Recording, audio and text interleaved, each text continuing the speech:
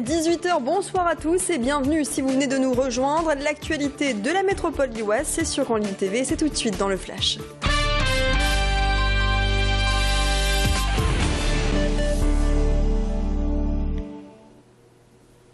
Et attention aux perturbations sur le trafic SNCF à partir de ce soir, 20 h pour la journée de demain. On va regarder les prévisions du trafic pour les TER mais aussi pour les TGV. Prévoyez 3 TER sur 5, 1 TER GV sur 2 ainsi que 2 TGV Nord sur 3. Vous pouvez le constater, le trafic des trains Intercités sera tout à fait normal à l'occasion de cette grève des cheminots, des syndicats notamment Sudrail et la CGT qui réclament plus d'effectifs, le départ, notamment le remplacement des départs en vacances et également plus de sécurité à bord des trains. La grève est valable jusqu'à samedi matin 8 h. À présent, le portrait de cette famille. C'est vrai qu'on parle beaucoup en ce moment des sans-papiers du Nord qui multiplient les actions pour se faire entendre. Découvrons cette famille qui risque l'expulsion. Samuel et Lana viennent de Géorgie et ils sont en France depuis 19 mois. Leurs 2 enfants sont scolarisés, mais la famille ne rentre pas dans les critères de la circulaire Valls publiée en novembre dernier. Le couple prend des cours de français et tente de s'intégrer.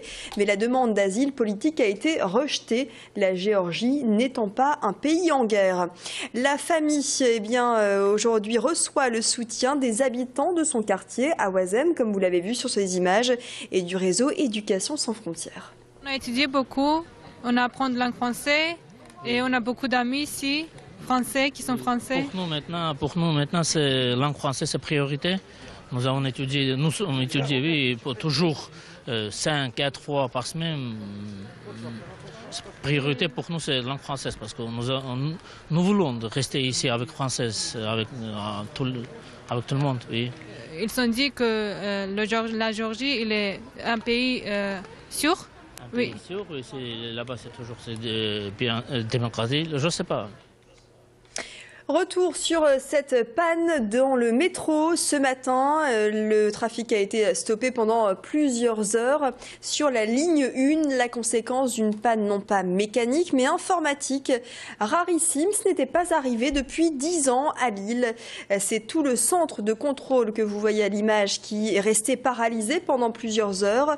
En fait, la panne s'est déclenchée hier soir et les informaticiens de Transpol ont travaillé pendant toute la nuit mais ça n'a pas suffi à rétablir le trafic ce matin. Les précisions au micro de Tanguy Lécluse. En aucun cas la sécurité n'était engagée puisque la sécurité est assurée par les automatismes qui sont dans chaque station. C'est simplement le fait de perdre une supervision globale de l'ensemble des équipements, de la position des trains, ce qui interdit l'exploitation commerciale classique. D'accord, ça pourrait se reproduire ce genre de panne ? Comme tout système, les systèmes sont fiables, bien entendu, mais tombent en panne à des échéances qui sont calculées par les constructeurs. Donc, comme je vous le disais, la dernière panne datait d'il y a 10 ans. C'est une panne rarissime. Espérons que la prochaine panne n'arrivera pas, puisque, je vous le rappelle, l'ensemble du système de la ligne 1 va être remplacé avec le projet 52 mètres, c'est-à-dire que nous aurons des nouveaux trains, les quais seront doublés, et bien entendu, le centre de contrôle sera changé à l'horizon 2015-2016.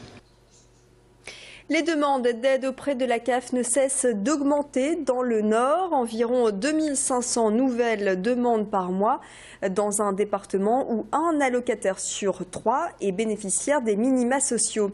Des dossiers en hausse à la Caisse d'allocation familiale du Nord qui a décidé de réduire ses horaires d'accueil au public pour traiter ces demandes. La crise économique a des effets que nous constatons puisque nous avons une recrudescence de flux, notamment le RSA, mais pas uniquement, puisque nous avons vu également nos flux augmenter en raison de demandes d'aide au logement, puisque les personnes dès l'instant où il y a une baisse de ressources ou même une entrée au chômage ont un abattement sur leurs ressources qui fait que, même s'ils n'avaient pas droit avant à cette aide au logement, ils peuvent y prétendre maintenant. Donc on a vu véritablement augmenter nos flux. On est dans un petit peu plus des flux plus importants que la moyenne nationale. Et donc là, on constate au moins 10% de notre charge qui augmente. Le 21 décembre, c'est demain et cette date fait beaucoup parler en raison de l'interprétation par certains du calendrier Maya. La fin du monde prévue pour demain, le buzz ne cesse d'enfler et c'est l'occasion pour certaines thèses de surfer sur une vague malsaine, voire absurde et qui peut faire peur. Alors qu'en pensent notamment les jeunes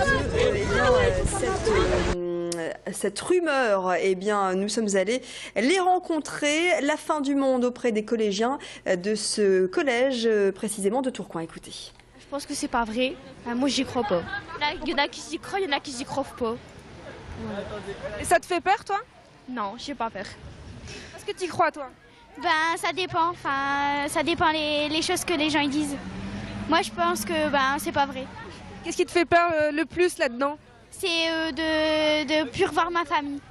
On était un peu obligés parce que comme ça passe à la télévision, que tout le monde en parle, on a dû leur expliquer. J'ai accompagné dans la classe de l'école de ma fille et certains enfants sont très apeurés par ce qui va se passer par la suite et d'autres n'y croient pas du tout. 18h passées de 8 minutes sur Grand Lille TV. On va se retrouver dans quelques instants pour les prévisions météo, l'infotrafic. Bon début de soirée en notre compagnie.